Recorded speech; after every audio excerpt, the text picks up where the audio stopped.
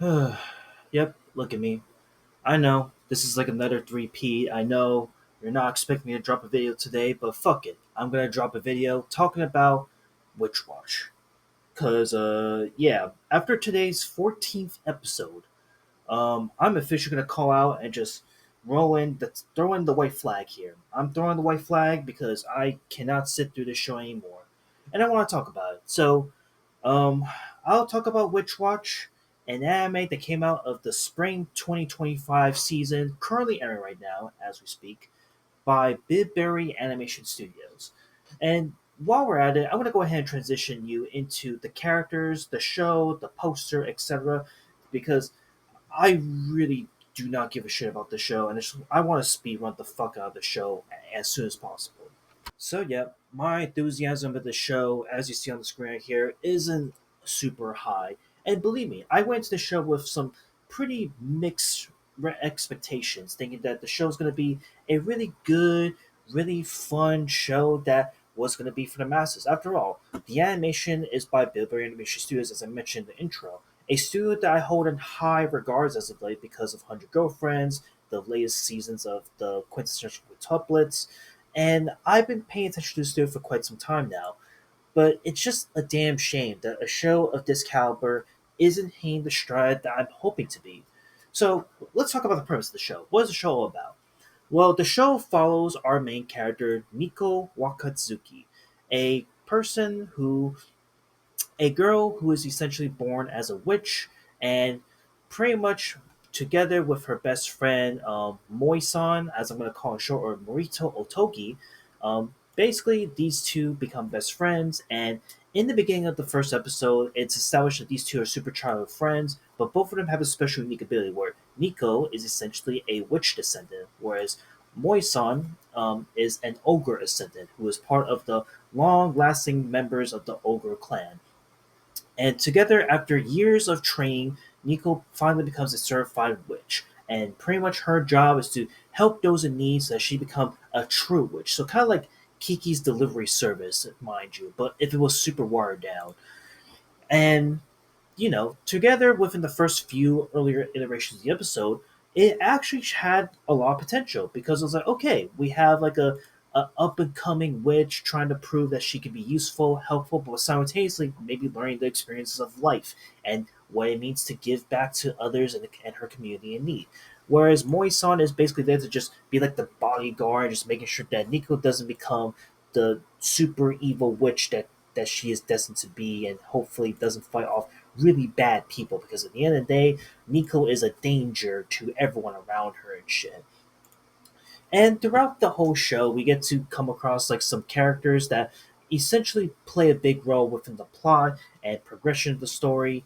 And from meeting our main boy Kanji, who is essentially a Tengu descendant, kind of similar to Moichan, to meeting characters like Keigo Mogami, who has the ability to shapeshift into a werewolf, but into like a different personality, and actually has like two different personalities in the show.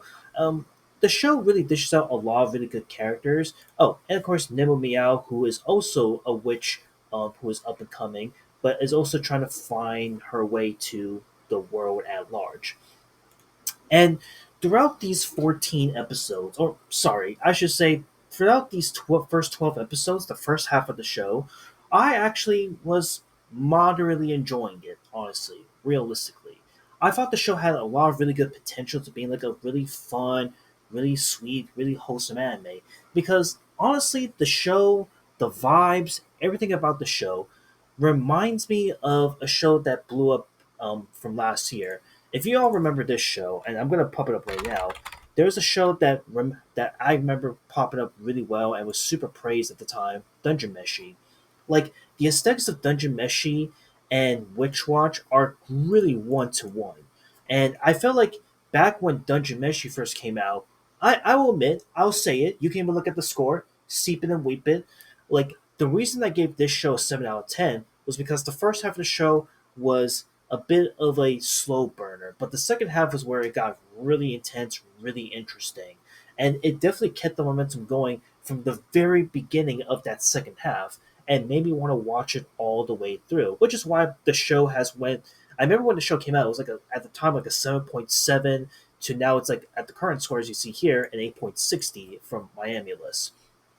In the case of Witch Watch, though, the last two episodes, especially today's episode, which was once again a huge turnoff for me in general, was the fact that it kept staying in the same lane that it was from the first half of the 12 episodes, which is a damn shame because Witch Watch had all the formulas to something unique. Again, you have characters here that are absolutely lovable, that are colorful, that you get to know.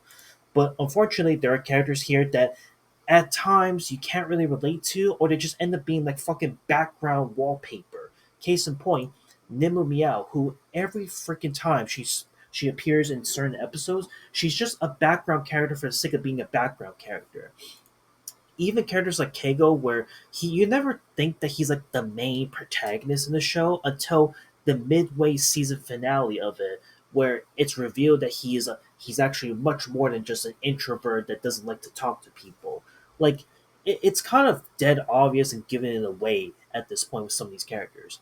And then I have issues with the connections with our three characters here, Nico, Moi, and Kanchi, where while these three characters definitely interact with each other in some sort of way to kind of go and showcase what the show's all about, I feel like half the time there's just moments where like their relationship towards one another, especially Nico and Moi's relationship, do not connect with each other whatsoever. And again, I we have seen animes much better than this, where characters that you don't know, that you don't love, actually have form a genuine connection, and you get to care for them, you get to learn about them, you get to grow on them. But I'm not getting that at all with Witch Watch at all. Throughout these 12, 13 episodes, I was just honestly waiting for something to happen, anything to happen.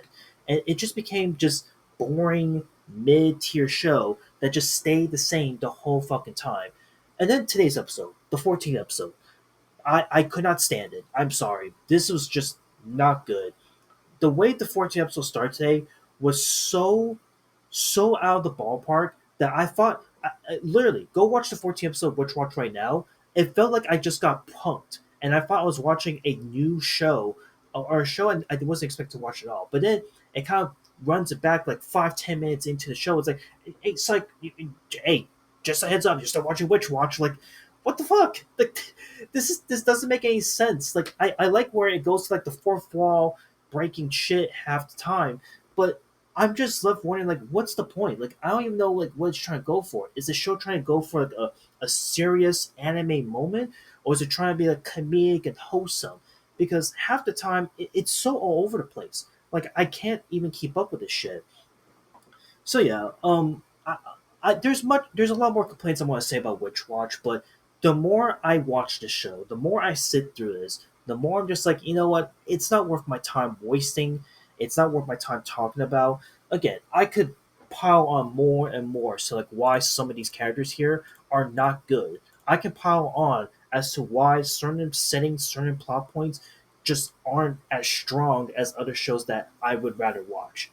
So yeah, unfortunately, Witch Watch is just a show that I'm officially dropping. I just can't. This is a show I'm dropping. I can't sit through like another. What is it? How many episodes we got left? I don't really give a shit at this point. 12 episodes left of this crap. I can't sit through it because like there the potential of the show has kind of died out at this point. It's gone. And the sad reality is the fact that it came out during what is possibly the worst season of the year, spring season, it kind of saying a lot that there isn't a lot of good shows from this season to talk about that I've been talking about numerously up until this point, so why it's bad. So yeah, Witch Watch unfortunately just falls into that same category of pretty mid, pretty terrible. And unfortunately, it's kind of even fucked to say this, but the video I dropped yesterday prior, where I was talking about how this may have been the best anime of the year, yeah, you can scratch that off now because this is definitely not in the best anime of the year. This is not even close. In fact, I would have to probably give this like a life five at best. At the current state of things, it's like a life five because it's just not good. It's not blowing me away.